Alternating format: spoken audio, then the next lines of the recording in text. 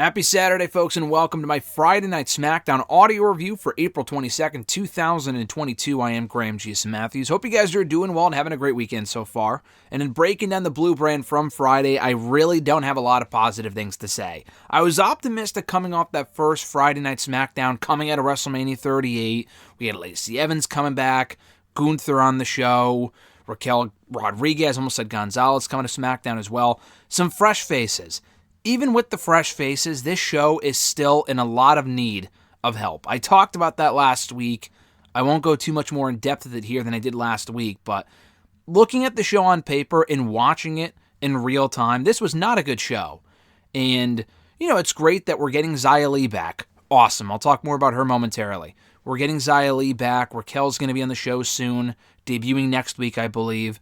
Lacey Evans coming in as a babyface. Some exciting things happening in the women's division, but beyond that stuff, this was the same old SmackDown. And I understand stretching certain storylines out through pay-per-views and stuff like that. But a lot of what we're getting right now on SmackDown just isn't good. And we're getting the same matches, the same finishes, and the same shit from week to week. This is not a good show.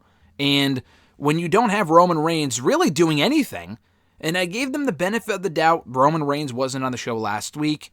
I was hoping and expecting he'd be back on the show this week to kick off his match, the build of his match, a WrestleMania Backlash in 2 weeks from tomorrow in Providence, a WrestleMania Backlash. We didn't get that either. Roman Reigns was on the show. Not in a promo form or cutting a promo or whatever it was. He didn't wrestle, didn't cut a promo. We saw him backstage. He interacted, him and the Usos interacted with Sami Zayn in the backstage segment on SmackDown, but beyond that, we didn't really see much of Roman at all. And I can see the argument being made, all right, listen, he's overexposed, it's actually better, he's not on the show as much. The problem is that the guy is now the only world champion in this company. Raw has no world champion, and SmackDown's world champion is doing nothing. I honestly feel like they ran out of ideas for Roman Reigns coming out of WrestleMania. They teased Shinsuke Nakamura 2 weeks ago. I was on board with that. People were trying to argue with me, oh, he's a credible challenger. He's not credible, but he is popular. People like Nakamura. There was never any follow-up to that at all. And again, people still trying to tell me they're doing that match at the pay-per-view. Obviously, they're doing that match. Then where the fuck has the build been? Even if they gave Roman the week off last week for whatever reason, Nakamura was not on last week's show. Nakamura was back this week, not to confront the Usos or to confront Roman Reigns, but rather to serve as a fucking lumberjack in the main event between Drew McIntyre and Sami Zayn.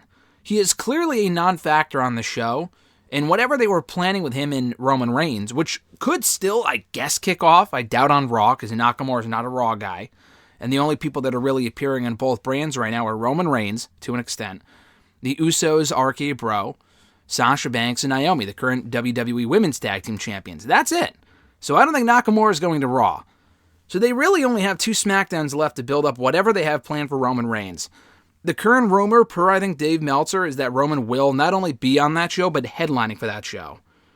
Why they would have Roman Reigns in the main event on a 2-week build for a match, when Charlotte and Ronda were seemingly going to headline WrestleMania main event night 1, they didn't. It was for the better. Kevin Owens and Stone Cold was the better match, the better segment for that slot on that show. I get it.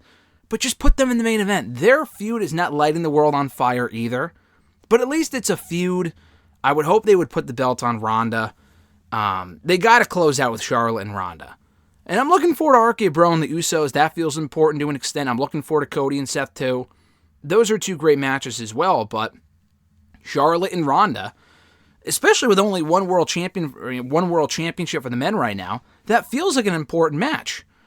We're getting Sonya Deville and Bianca Belair in Monday's Raw, but the 2 top women's championships are among the most important titles in the company and should be treated as such as well. Especially if Roman Reigns really isn't going to be doing a hell of a whole lot coming out of WrestleMania.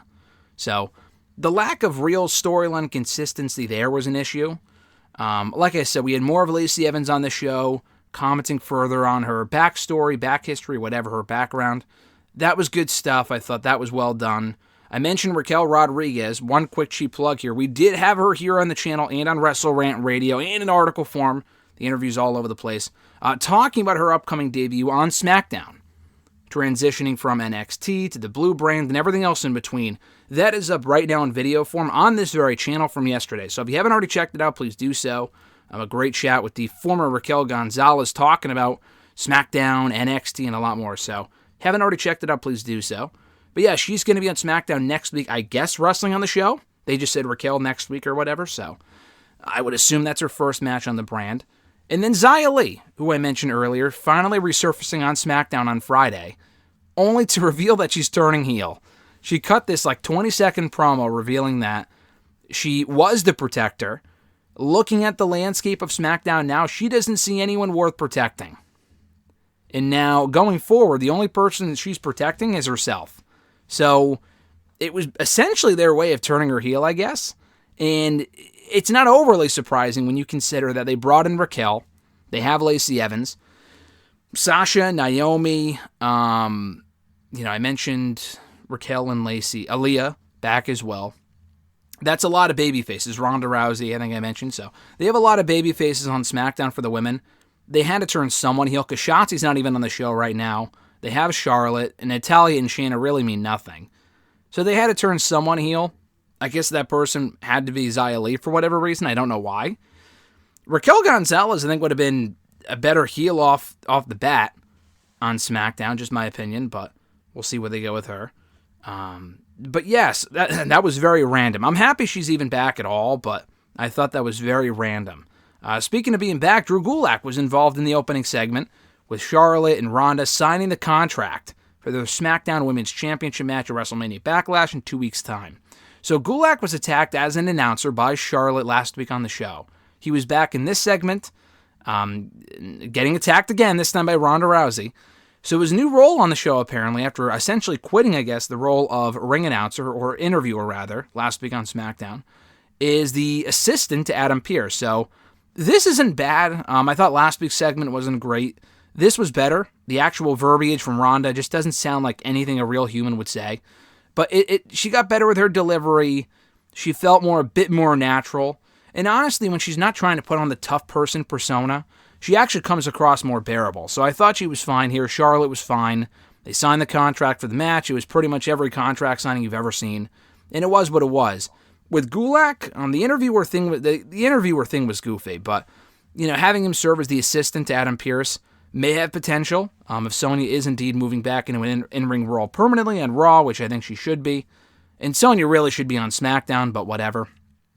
I'm looking forward to that match on Monday between Sonya and Bianca for the Raw Women's Championship. But yeah, I think Drew Gulak in that role is fine, and this segment was fine too. We then had Xavier Woods taking on Butch in a rematch, I believe from 2 or 3 weeks ago. Butch made his first ever singles match on SmackDown. I think the SmackDown after WrestleMania. And Woods beat him in a minute. So they had a rematch here. It was well wrestled. A quality contest from two very talented performers. And Woods won, again, with the backwoods. They've officially made it canon that Woods' new finisher is a literal small package, which is hysterical. And he's making the most of it, which I give him credit for. So the match was good. Butch once again flew off the handle afterward, going off on Sheamus, going off on Ridge Holland, walking off, storming off into the audience, and then just walking away. And the whole hook is, oh, did they lose Butch again? Which is so fucking dumb. The commentators were like, oh, did they lose Butch? He's right there. They didn't lose him. He's right there. Losing someone or losing anything would imply that you don't know where it is. He was literally right across the crowd, and they could have gone to get him if they wanted to, but they didn't. My hope is that the continued losses for Butch, Pete Dunne, whatever, will lead to him becoming Pete Dunne again. I'm not confident. I'm just saying I would hope. But we don't know that. This is WWE. Why make him Butch in the first place? If the only intention of keeping him, Sheamus, and Ridge together was to get that 6-man at WrestleMania, which they couldn't do because Big E got hurt, and now that's come and gone. They're still a trio for really no reason. I'm fine with that, but then why call him Pete Dunne in the first place, or, Butch in the first place? I don't think the Butch nickname is going anywhere. They could be breaking him away from Sheamus and Ridge, which is much needed. They need stars on SmackDown. He could be a star, and currently he's just not. I don't think they give him back the Pete Dunne name, especially with this new edict that anyone can't really use their either real name or the ring name they used before coming to WWE, regardless of how long they've been in the company and how long they've used that name. Walter became Gunther after being Walter for 3 years. And there's a lot of other examples as well. So they might give him a new name. I don't think he goes back to being Pete Dunne, at least not in WWE. So again, good match. We'll see where the post-match stuff goes. Him acting like a fucking rabid Wolverine, I think they called him last week or whatever it was. The old Chris Benoit nickname. And not in that way, thankfully, but rather in the way that he's been acting on television has been very weird. So we'll see where it goes. Gunther back in action on SmackDown this week, taking on Teddy Goodz, whose name, if it sounds familiar, and you watch the Dark shows from AEW, it's because he was on Dark and Elevation like a week or two ago. A couple of weeks ago, he was on both shows. And the only reason why I remember that is because of the name Teddy Goodz. It's a ridiculous wrestling name, but he wrestled in the Kazarian on Elevation or Dark one day, and then he was on Dark or Elevation, Dark the next day as well. So it was cool to see him not only on SmackDown, but using that name. Like, it's funny how WWE, I didn't sign the guy, obviously, but they talk about, you can't use the name that you use in the independent scene or whatever. And they do that a lot. Anytime they use someone from the local indie circuit or whatever for one of these spots as a local athlete in a match, they never really use their real ring name. Almost never. At least nowadays they don't.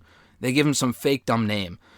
Here they did not. They called him by the ring name that he uses, Teddy Goodz, which was funny. But this was a complete squash. Gunther just killing Teddy, and it was over in a matter of 2 minutes. So this was exactly what it needed to be. We had another match this week with Riddle in one-on-one action, taking on Jey Uso. Now, I think he faced Jimmy Uso last week and beat him. It might have been Jey, I don't remember. But this was another good match. This one did not headline the show, but it was fun. The crowd was into it. The RK Bro stuff continues to be wildly over. And RK Bro is riding a wave of momentum heading into WrestleMania Backlash in that tag team title unification match, which I don't think they're winning. So if that's the intent, that's the end game, is for the Usos to win. It makes sense for RK Bro to get the momentum before then by winning these singles matches. And Riddle's more established on his own than Jey Uso anyway, so it makes sense.